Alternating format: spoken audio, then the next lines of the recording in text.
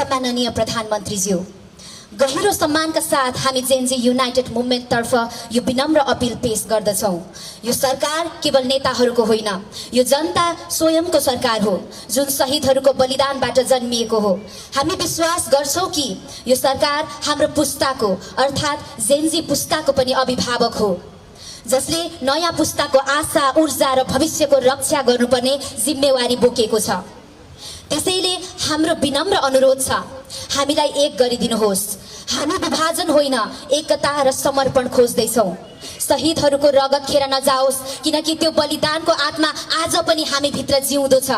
आज देश संकटको घडीमा उभिएको छ। यस्तो निर्णयात्मक समयमा कुनै पनि प्रकारको गुटबन्दी वा विभाजन सह्य छैन। यदि सरकारले त्यो अवसरमा एकताको पहल गर्न सकेन भने इतिहासले कहिल्यै पनि हामीलाई माफ गर्ने छैन।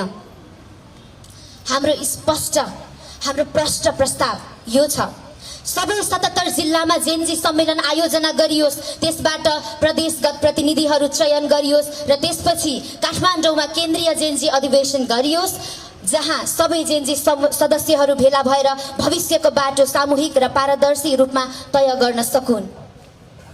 नेतृत्व व्यक्तिगत होस् या सामूहिक, निर्णय सहमति र पारदर्शीसँग हुनुपर्छ। नेतृत्व भन्दा पनि महत्त्वपूर्ण कुरा हो एकता र सहकार्य।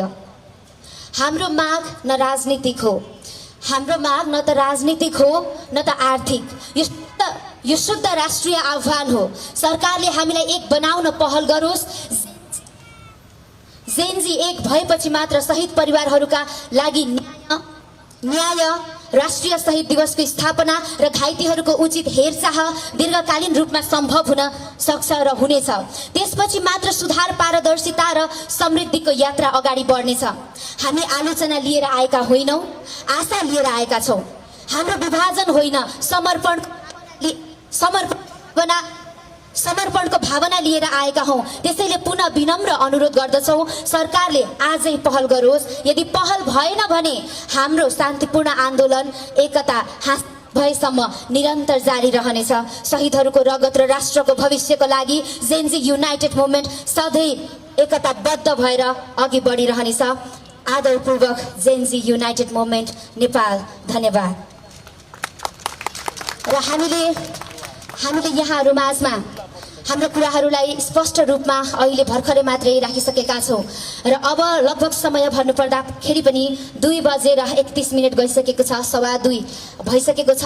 हामीले हाम्रो समयलाई पनि मध्यनजरमा राख्नुपर्ने नै हुन्छ। त्यो कुरा पनि हामीले ख्यालमा राखिरहेका छौं।